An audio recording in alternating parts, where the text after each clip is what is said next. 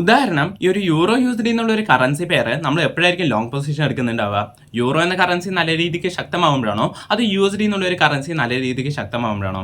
അതേപോലെ തന്നെ നമ്മൾ ട്രേഡ് എടുക്കാനായിട്ട് എത്രത്തോളം യൂണിറ്റ് ആ ഒരു കറൻസി മേടിക്കുന്നതായിട്ട് വരുന്നുണ്ട്. അതേപോലെ തന്നെ ഞാൻ മറ്റൊരു കാര്യം കേട്ടിട്ടുണ്ട്, അതായത് ഇന്ന കറൻസി പെയർ ഇന്ന് ഇത്രത്തോളം പിപ്പ് മൂവ്മെന്റും കാര്യങ്ങളെല്ലാം നടന്നു എന്നുള്ളത്. അപ്പോൾ എന്താണ് ഒരു പിപ്പ്, എന്താണ് ഒരു പിപ്പറ്റ്, ഇത് എങ്ങനെയാണ് കാൽക്കുലേറ്റ് ചെയ്യുക, അതിന് വാല്യൂ എങ്ങനെയാണ് കണ്ടെത്തുന്നുണ്ടാവുക? ഫോറക്സ് മാർക്കറ്റിനെ കുറിച്ച് പഠിക്കുന്ന സീരീസിന്റെ 6ാമത്തെ എപ്പിസോഡാണിത്. അപ്പോൾ ഈ ഒരു എപ്പിസോഡിൽ നമ്മൾ ഈ ഒരു ചോദ്യങ്ങൾക്കുള്ള എല്ലാ ഉത്തരങ്ങളും തന്നെ സിമ്പിളായിട്ട് തന്നെ പറഞ്ഞു തരുന്നതായിരിക്കും. ഓക്കെ, അപ്പോൾ ആദ്യം തന്നെ ഞാൻ നിങ്ങൾക്ക് ഒരു കാര്യം ക്ലിയർ ആക്കി പറഞ്ഞു തരാം. അതായത് എപ്പോഴാണ് ഒരു കറൻസി പെയർ ലോങ് പൊസിഷനാണോ എടുക്കേണ്ടത് അതോ ഷോർട്ട് പൊസിഷനാണോ എടുക്കേണ്ടത് എന്ന് നമ്മൾ ഒരു കൺക്ലൂഷനോട്ട് വരുന്നത് എപ്പോഴാണെന്ന് വെച്ച് കഴിഞ്ഞാൽ അതിന് ബേസ് കറൻസി നോക്കുമ്പോഴാണ്. ഓക്കെ, അതായത് നമ്മൾ ഏതൊരു കറൻസി പേര് എടുത്താലും തന്നെ അതിന് ബേസ് കറൻസി നല്ല രീതിക്ക് ശക്തമാവുകയാണ് എന്ന് പോലെയുള്ള ഒരു പ്രഡിക്ഷനിലോട്ട് വന്നു കഴിഞ്ഞാൽ നമ്മൾ ധൈര്യപൂർവ്വം തന്നെ ലോങ് പൊസിഷൻ എടുക്കാൻ വേണ്ടി സാധിക്കുന്നതാണ്. ആൻഡ് അതേപോലെ തന്നെ ആ ഒരു ബേസ് കറൻസി വീക്കനാവുകയാണ് എന്ന് പോലെയുള്ള ന്യൂസോ അല്ലെങ്കിൽ ഒരു പ്രഡിക്ഷനിലോട്ട് വന്നു കഴിഞ്ഞാൽ നമുക്ക് ഷോർട്ട് പൊസിഷൻ ചെയ്തിട്ട് അതിൽ നിന്ന് പ്രോഫിറ്റ് സമ്പാദിക്കാൻ വേണ്ടി സാധിക്കുന്നതാണ്. ഓക്കെ, അപ്പോൾ വെറുതെ ഒന്ന് ക്ലിയർ ആക്കാൻ വേണ്ടി ഒരു എക്സാമ്പിൾ എടുക്കാം. യൂറോ USD എന്നുള്ള ഒരു കറൻസി പേര് എടുക്കാം.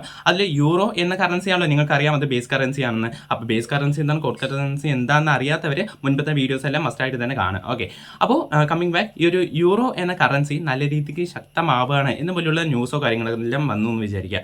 അപ്പോൾ നിങ്ങൾ ഏത് പൊസിഷൻ ആയിരിക്കും എടുക്കുന്നുണ്ടാവുക?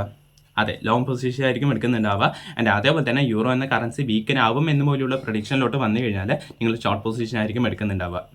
ഓക്കെ, അപ്പോൾ ഇങ്ങനെ ഞാൻ പറഞ്ഞു തന്നു പോലും കുറച്ച് പേർക്ക് അപ്പം തന്നെ ഒരു ഡൗട്ട് വരും, ഈ കോഡ് കറൻസി ഇവിടെ പോസ്റ്റായിട്ട് നിൽക്കുകയാണല്ലോ, അതിന് പ്രത്യേകിച്ച് റോളൊന്നും ഇല്ല എന്നുള്ളത്. അതായത് നിങ്ങൾക്ക് തന്നെ ജസ്റ്റ് ഒരു കോമൺ സെൻസിൽ ആലോചിച്ചാൽ നിങ്ങൾക്കൊരു കാര്യം ക്ലിയർ ആയിട്ട് മനസ്സിലാവും.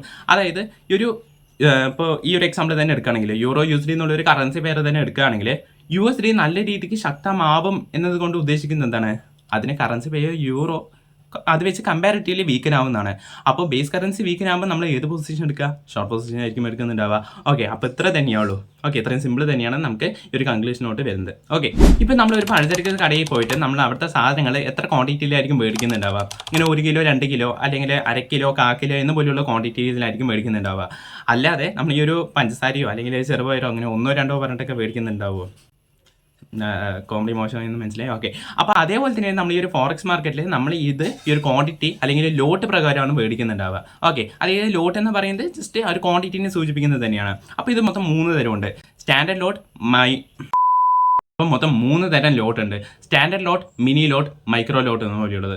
ഓക്കെ, അപ്പോൾ ഈ ഒരു സ്റ്റാൻഡേർഡ് ലോട്ട് എന്ന് കൊണ്ട് ഉദ്ദേശിക്കുന്നത് 1,00,000 ആ ഒരു കറൻസിൻ്റെ യൂണിറ്റ്സിനെ സൂചിപ്പിക്കുന്നതാണ് ഈ ഒരു സ്റ്റാൻഡേർഡ് ലോട്ട് എന്ന് പറയുന്നത്. ആൻഡ് ഒരു മിനി ലോട്ട് നോക്കുകയാണെങ്കിൽ അതിൽ 10,000 യൂണിറ്റ്സ് ഓഫ് കറൻസി ഉണ്ടാവും. അതേപോലെ തന്നെ ഈ 1000 ലോട്ടിനെയാണ് അല്ലെങ്കിൽ 1000 യൂണിറ്റ്സിനെയാണ് നമ്മൾ ഈ ഒരു മൈക്രോ ലോട്ട് എന്ന് പറയുന്നത്. ഓക്കെ, അപ്പോൾ ജസ്റ്റ് ഒരു സിമ്പിളായിട്ട് പറയുകയാണെങ്കിൽ നിങ്ങളിപ്പോൾ ഒരു സ്റ്റാൻഡേർഡ് ലോട്ട് ഏതെങ്കിലും ഒരു കറൻസി പേര് നിങ്ങളിപ്പോൾ ഒരു ലോങ് പൊസിഷൻ എടുത്തു എന്ന് വിചാരിക്കുക. ആൻഡ് അവിടെ നിങ്ങൾ ലോട്ടിൽ സെലക്ട് ചെയ്ത ഒരു സ്റ്റാൻഡേർഡ് ലോട്ടാണെന്ന് വിചാരിക്കുക. അപ്പോൾ നിങ്ങൾ എത്ര യൂണിറ്റ്സ് ഓഫ് കറൻസി മേടിച്ചിട്ടുണ്ട്? 1,00,000 യൂണിറ്റ് കറൻസി മേടിച്ചിട്ടുണ്ട്. അതേപോലെ തന്നെ ഇപ്പോൾ മിനി ലോട്ടാണ് എടുത്തെന്ന് വെച്ച് കഴിഞ്ഞാൽ നിങ്ങൾ 10,000 യൂണിറ്റ്സ് ഓഫ് കറൻസി മേടിച്ചിട്ടുണ്ട്. അതേപോലെ തന്നെ ഇപ്പോൾ മൈക്രോ ആണെന്ന് വെച്ച് കഴിഞ്ഞാൽ നിങ്ങൾ 1000 യൂണിറ്റ്സ് ഓഫ് കറൻസി മേടിച്ചിട്ടുണ്ട്. ഓക്കെ, അപ്പോൾ ഇത്ര തന്നെയാണ്. അപ്പോൾ എന്താണ് പിപ്പ് എന്നുള്ളത് ഞാൻ നിങ്ങൾക്ക് സിമ്പിളായിട്ട് തന്നെ പറഞ്ഞു തരാം. ഓക്കെ, അതായത് ഒരു പിപ്പ് എന്നുള്ളത് it is A unit of measurement. അത് തന്നെയാണ് അതിൻ്റെ ഡെഫിനേഷനായിട്ട് വരുന്നത്. ഓക്കെ, അതായത് നിങ്ങളിപ്പോൾ ഏതെങ്കിലും ഒരു കറൻസി പെയർ എന്ത് തന്നെ എടുത്തു കഴിഞ്ഞാലും അതിലെ ചാർട്ട് കാര്യങ്ങളൊക്കെ നോക്കിക്കഴിഞ്ഞാൽ അതിൽ നിങ്ങൾക്ക് എക്സ്ചേഞ്ച് റേറ്റും കാര്യങ്ങളെല്ലാം കാണാൻ വേണ്ടി സാധിക്കുന്നുണ്ടാവുമല്ലോ.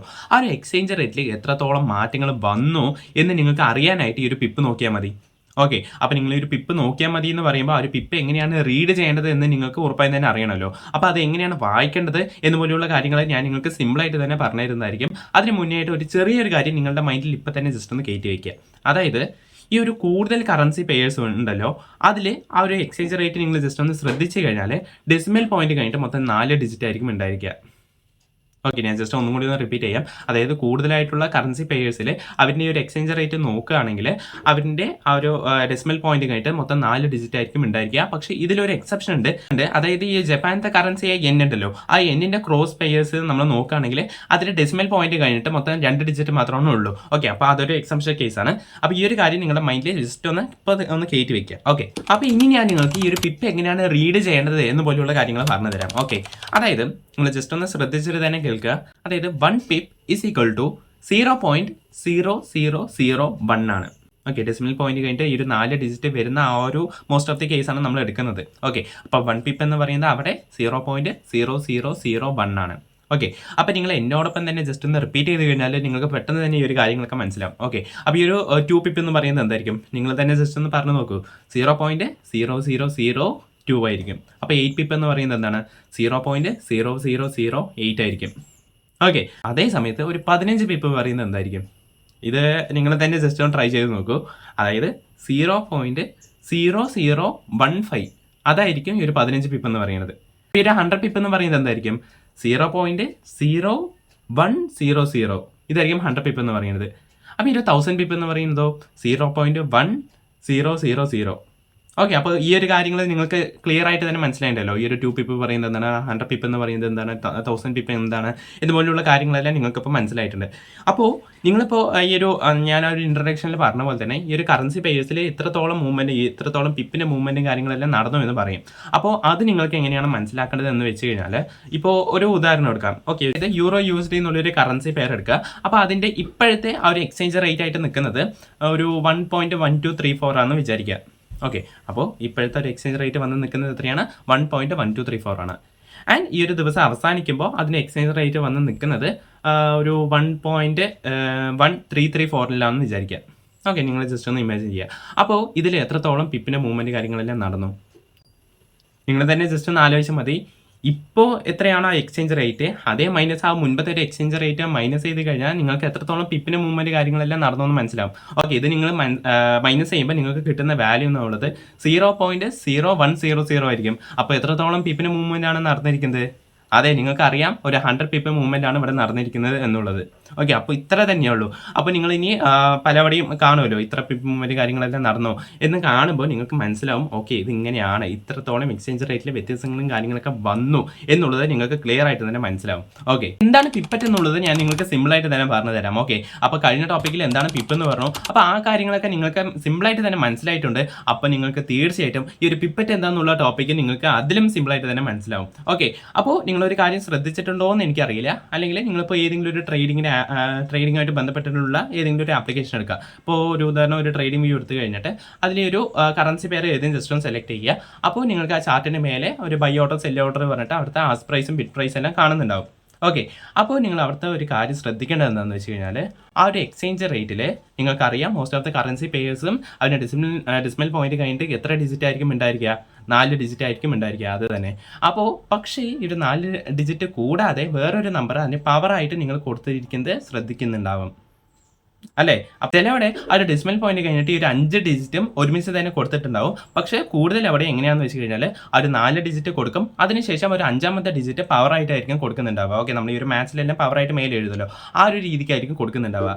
അപ്പോൾ ഈ പവറായിട്ട് മേലെ എഴുതിയിരിക്കുന്ന ആ ഒരു നമ്പറിനെയാണ് നമ്മൾ എന്ത് വിളിക്കുന്നുണ്ടാവുക, അതെ പിപ്പറ്റ് എന്ന് വിളിക്കുന്നുണ്ടാവുക.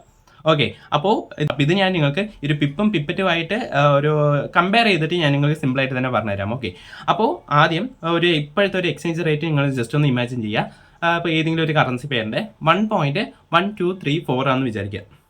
ഓക്കെ, ഇതിൽ നിന്നും ഒരു കുറച്ച് നേരം കഴിഞ്ഞപ്പോൾ അതിൻ്റെ ഇപ്പോഴത്തെ കറൻറ്റ് എക്സ്ചേഞ്ച് റേറ്റ് ആയിട്ട് വന്നിരിക്കുന്നത് 1.1235 ആണെന്ന് വിചാരിക്കുക. ഓക്കെ, അപ്പോൾ ഇവിടെ എത്ര പിപ്പ് മൂവ്മെൻ്റ് ആണ് നടന്നിരിക്കുന്നത്, നിങ്ങൾക്ക് മൈനസ് ചെയ്യുമ്പോൾ കിട്ടുന്നത് 0.0001 എന്നാണ്. ഓക്കെ, അപ്പോൾ അതിനർത്ഥം ഒരു പിപ്പിൻ്റെ മൂവ്മെൻറ്റ് നടന്നു എന്നാണ്. പക്ഷേ അതേ സ്ഥാനത്ത് നമ്മൾ ഈ ഒരു പിപ്പറ്റ് എങ്ങനെ നോക്കുകയെന്ന് വെച്ച് കഴിഞ്ഞാൽ അതിന് ഒരു എക്സാമ്പിൾ വെച്ച് പറഞ്ഞുതരാം. അതായത് 1.12345 ഇതാണ് ഇപ്പോഴത്തെ ഒരു എക്സ്ചേഞ്ച് റേറ്റ് ആയിട്ട് വരുന്നത്. പക്ഷേ ഒരു കുറച്ച് നേരം കഴിഞ്ഞപ്പോൾ അതിൻ്റെ ഇപ്പോൾ കറൻറ്റ് എക്സ്ചേഞ്ച് റേറ്റ് ആയിട്ട് വരുന്നത് 1.12346 ആയി എന്ന് വിചാരിക്കുക. അപ്പോൾ നിങ്ങൾക്ക് മൈനസ് ചെയ്യുമ്പോൾ എത്രയായിരിക്കും കിട്ടുന്നുണ്ടാവുക, 0.00001. അതായത് 5th ഡിജിറ്റ് ആണ് നമ്മൾ ഈ ഒരു പിപ്പറ്റിന് വേണ്ടി കണക്കാക്കാൻ വേണ്ടി എടുക്കുന്നത്. ഓക്കെ, അപ്പോൾ നിങ്ങൾക്ക് കുറച്ചും കൂടി ഡീറ്റെയിൽ ആയിട്ട് സിമ്പിളായിട്ട് പറയുകയാണെങ്കിൽ നമ്മൾ ഈ ഒരു പിപ്പ് എന്നുപോലെയുള്ള കാര്യങ്ങളൊക്കെ വരുന്നത് ഈ ഒരു 4th ഡിജിറ്റിൻ്റെ അവിടെ നോക്കിയാൽ മതി.